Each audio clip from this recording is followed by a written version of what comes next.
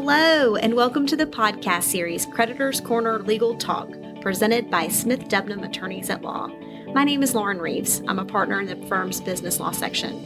Before we begin, I want to note the information provided in this podcast does not and is not intended to constitute legal advice. Instead, any and all information shared is for general informational purposes only. Listeners should contact their attorney to obtain advice with respect to any particular legal matter. With that out of the way, let's turn our attention to this week's topic, which is a continuation from last week about the PPP loans. That's right. Part two, forgiveness. The Empire Strikes Back. Jean Chanelli is back. Jean has an LLM in tax law and practices business and tax law in our business law section. Jean, welcome back. Yep. Thank you. Thank you for having me back. Let's talk about forgiveness. Yes. Let's talk about forgiveness of PPP loans. Let's go. Okay. So they're forgivable. Tell me more. Yeah, as we talked about in the last podcast, we talked about how the 3P loans are loans and not straight up grants, but we did mention the forgiveness aspect of them. The forgiveness aspect basically is Congress basically telling 3P loan recipients, look, if you maintain your payrolls during the emergency period that the coronavirus pandemic has caused, maintain your payroll at the levels that you had before the pandemic hit and kind of weather the storm, we will forgive the 3P loans. We will, in other words, you won't have to pay them back. We talked about the repayment terms and how favorable they are, but they are still at their heart loans. The forgiveness aspect, again, says, is Congress telling businesses, look, if you maintain your payroll levels, ride out the storm, keep your payroll, like it was before the coronavirus pandemic, don't let people go, then we will forgive your loan. So basically, in order for a loan to be forgiven, a business has to substantiate that they spent the 3P loan money in an appropriate way, in other words, on payroll and essential business expenses, and two, that they either didn't let people go, or if they did let people go during the emergency period, they brought them back soon afterwards. So that's really the basic requirements for forgiveness. So the other expenses that you talked about last time, mortgage interest, rent, utility payments, and like regular wages, including tips. Right. Regular wages count as payroll expenses that, are not really the center of all this. The purpose of the 3P loans was to fund payroll expenses. However, Congress did allow for other kinds of essential business expenses like rent, like utility expenses and things like that to be covered with PPP funding. The kicker is that the maximum amount that a business can spend on these other non-payroll expenses is 25% of the 3P loan. So that is a key component of the forgiveness aspect of it. Again, is that you have to be able to certify that no more than 25% of the amount you are asking to be forgiven from repaying was for non-payroll expenses. Again, like rent, utilities, mortgage interest, those sorts of things. So you had said earlier that if an employer reduces its headcount during this emergency period and doesn't restore it really quickly soon afterwards, right, then it would risk losing part of its loan forgiveness. So it's not an all or nothing thing. Is it prorated? It's not all or nothing, right? It's prorated basically. Got it. Okay, so you talked about before that the loan matured in 2 years, so it was due in 2 years. Right. But it sounded like there's some automatic forgiveness. What does an employer have to do to get its loan forgiven? Right. Well, like with any good government program, there's an application process for it. The borrower has to attest to and substantiate its payroll and other eligible costs during the emergency period. So again, has to say, these were our payroll expenses during the emergency period. This is what we spent on other essential costs, again, rent, utilities, things like that, again, during the emergency period. And there's an application process, like with the 3P loan application process itself. Borrowers, when they apply for forgiveness, they do so through their lenders, which, as we said last time, is their regular bank or financial institution that they do business with. So they apply for forgiveness through them, but the SBA itself issued a form on that recently. That form was issued on May 15th, again, by the SBA. It looks actually a lot like a tax form. I mean, I review tax forms forms quite frequently in my practice. And so, I'm familiar with their layout and general purpose. Forgiveness form has different sections where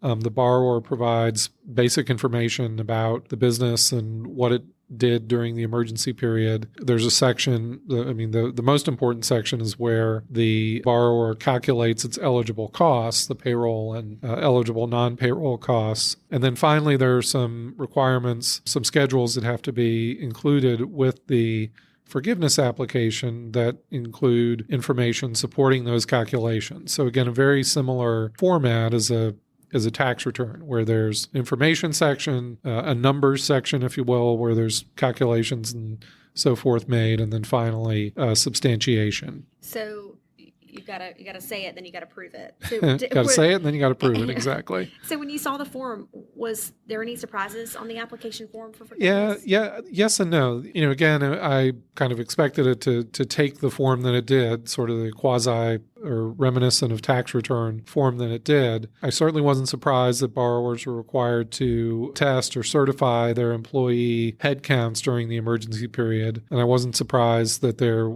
was substantiation required. And the particular substantiation required things like bank statements, tax forms, receipts for expenses, third-party payroll records, et cetera. I mean, that's kind of what, we expected, the business law community expected to see for substantiation. But there were, in terms of surprises or things that we were pleasantly surprised to see, there were some important questions that the form answered that really started when the loan program itself was enacted. And those questions were, debated in business law and financial community. And I'll just run through a couple of them, a couple of the kind of burning questions. One, there was the question of if an employer's employee headcount, decreases during the emergency period, and it's because employees resign or get fired for cause, or you offer to rehire them in good faith and they say no, will those kinds of events hurt the employer's forgiveness prospects? And the answer is no. And the form clarified that. So again, if an employee voluntarily resigns, if they're terminated for cause, or if they refuse an offer to rehire that you make in good faith, you don't have to count those employees as diminishing or decreasing your headcount. So that was one issue. The second had to do with rent expenses. And the question was, okay, well, typically you think of rent as being only on real property, so office space that you rent or land or whatever. But real estate is considered, typically what comes to mind when you think of rent. And so the question arose, well, what if I rent equipment, let's say, or what if I rent personal property like vehicles, let's say, as part of my business? Well, rent payments I make on personal property count as rent, and the forgiveness form answered that yes, rent that you pay on or that a business pays on personal property counts as rent as well. Finally, in kind of the same vein, looking at mortgage interest, is mortgage interest only interest that you pay on real property that a business is buying, or does that include payments of interest for purchases of personal property, again, machinery, equipment, things like that? And the answer is also yes on that score. Mortgage interest includes interest amounts paid on loans to acquire personal property used in a business, so equipment, machinery, vehicles, things like that. So those were really significant clarifications that the business community welcomed, but they, again, were not fully clarified until the forgiveness application form was issued on May 15th. Well, it sounds like those are all things that allow businesses to continue running in their general course and just like businesses do. Correct. Those are considered to be very business-friendly clarifications. All right. So forgiveness of loans sounds fantastic. It sounds like free money. However, we all know that sometimes... No such thing as free money, right? Right? No. When a loan's forgiven, there could be some negative tax consequences. Does that apply here with the PPP loans? Yeah, and just by way of background, I mean, if you think of how a balance sheet looks for a business, or a personal balance sheet for that matter, where you have assets on the left-hand side, liabilities on the right-hand side, you total up both sides, net the two together, and that's either your net worth or your net deficit, if you will. On the right hand side, of course, liabilities, thinking of it kind of melding, income tax principles with accounting principles. If you take something away, if you take a liability away on the right-hand side of the balance sheet, liabilities go down, net worth goes up. Your value, or a business's value, increases in that instance. And what the income tax code provides generally is anytime that happens, anytime there's a forgiveness of indebtedness or cancellation of indebtedness, to use the tax term, that is generally a taxable event for income tax purposes. So whatever the amount of that forgiven debt is, if it's $50,000, $100,000, the amount of that forgiven debt is considered to be taxable income. Now, there's exceptions to that if a business is in bankruptcy or something like that, or is insolvent, some other exceptions, that income tax event does not happen. But, when the 3P program was announced and when the forgiveness component of it was announced, that, of course, was one of the first questions that was asked. If I have a 3P loan forgiven, will I have to pay income tax on the amount of that indebtedness that's forgiven? And the CARES Act, which is the act that authorized the 3P program, says no, that is not a taxable event, at least at the federal level. That is not a taxable event when, if you have a 3P loan, you apply for forgiveness is granted. Under federal law, that is not taxable income. Now, as you know, most states, all but a few states, impose some kind of income tax. In most states, when their income tax codes are tied to the federal code, so something that is or is not considered to be taxable income for federal purposes generally is or is not considered to be taxable income for state income tax purposes. States have a real problem here because they're hurting budget-wise and otherwise from the coronavirus pandemic, and they, because of this aspect of the 3P loan program and the fact that the forgiveness is not taxable at the federal level, states are concerned that, we run the risk of some serious, budget deficits, or making what are already going to be pretty bad budget deficits worse because we're losing out on this taxable income. And so states are kind of deciding case by case what they want to do. North Carolina, at least as of today, has said that, or there's legislation that's been introduced that would say that a 3P loan that is forgiven will be taxable for North Carolina income tax purposes. That's the trend our General Assembly appears to be going towards right now, is that they will tax 3P loan forgiveness, but that has not been formally decided yet. I would expect they're going to continue in that direction, but right now we don't know. They're certainly, again, leaning in that direction, and some states have come out and said, yes, we're definitely going to tax it, and I certainly expect North Carolina, if they do decide to tax 3P loan forgiveness, to be in the majority. Gene, the whole time you've been talking, I have been thinking about the dreaded 5-letter word that comes with all taxes. Audit. Yes. Are PPP borrowers at risk of being audited? Yes. So that is a word. Anytime you think of tax forms and taxes in the IRS, state departments of revenue, audit is always something that comes to mind. There is some risk of audit if a business applies for 3P loan forgiveness, but that risk is minimal if the amount of the 3P loan is less than $2 million. I'll get into a little bit of detail on this. So one of the key requirements of the 3P loan system, the 3P loan facility, is that a borrower must certify its economic need for the loan. In other words, a borrower has to say, and they have to do this at the time they make the application for the loan, not the application for forgiveness, the application for the actual loan itself. The borrower has to certify that they are eligible for 3P loan funding because they have no other significant source of liquidity available. They don't have just money sitting around that they can draw from to pay payroll expenses and other necessary expenses during the emergency period. They need the 3P loan funding to pay those expenses. On April 28th of this year, Steve Mnuchin, our Treasury Secretary, announced during a press conference that any company taking out more than $2 million in PPP loans would be audited to verify this certification of economic needs. So in other words, they would automatically be audited to substantiate that they had the economic need. In other words, that they had no other liquidity available to them. So what did that announcement lead to? What question did that raise in people's minds? Well, it raised the question of, what about 3P loans of less than $2 million? So on May 13th, a couple weeks after Secretary Mnuchin's press conference, the Small Business Administration, which is part of the Treasury Department, established a safe harbor for borrowers that receive 3P loans with an original principal amount of less than $2 million.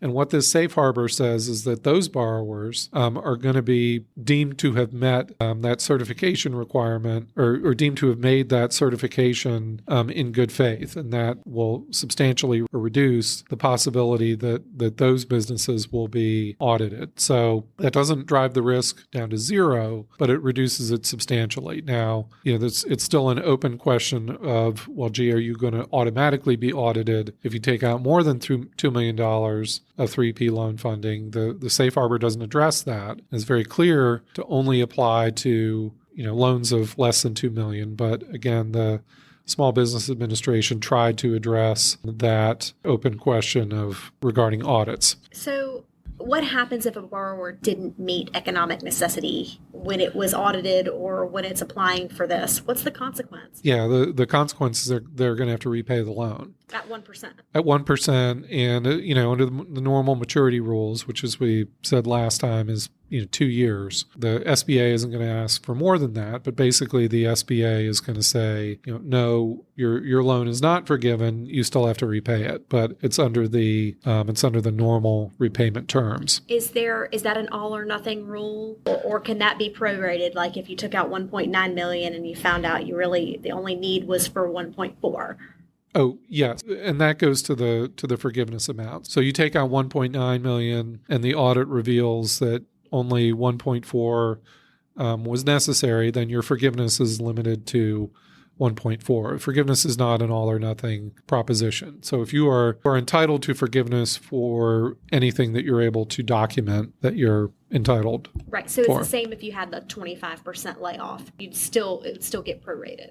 Correct. For what you had to pay back for the forgiveness portion. Correct. Got it. Correct. So is that it? Is a borrower subject to any other penalties or other kind of enforcement actions if they didn't meet economic necessity? They are not, as long as they timely repay their loan after they're notified that they didn't meet the economic necessity requirement. So again, take out your 3P loan, you apply for forgiveness, get audited in some manner, and the SBA determines that you didn't meet the economic necessity requirement. Again, the consequences are limited to you having to repay the loan. There's no penalties, there's no additional interest charges or anything like that. Also, when the safe harbor that I mentioned a few minutes ago was established, the SBA said that it would not pursue its own administrative enforcement and would also not refer a borrower to other agencies based on that determination. So they're not going to refer you to the IRS or another federal agency if they come back and say you didn't meet the economic necessity requirement. Other key thing they said in connection with the safe harbor is that if you are determined not to have met the economic necessity requirement, it doesn't affect the SBA's guarantee of the loan. So, that would apply, or that would be relevant. If there was a default at some point, the SBA is still going to guarantee the loan even if you are determined not to have met the economic necessity requirement. Gene, I've learned so much from you during this one. Looks like we're running out of time. Okay. Anything else you want to say, or tell me who business owners can talk to if they want to find out more about these PPP loans? Yeah, they can talk to me. Again, I'm with the business law section here at Smith Debnam. My phone number is 919-250-2231. My email address is eChianelli, that's ECHIANELLI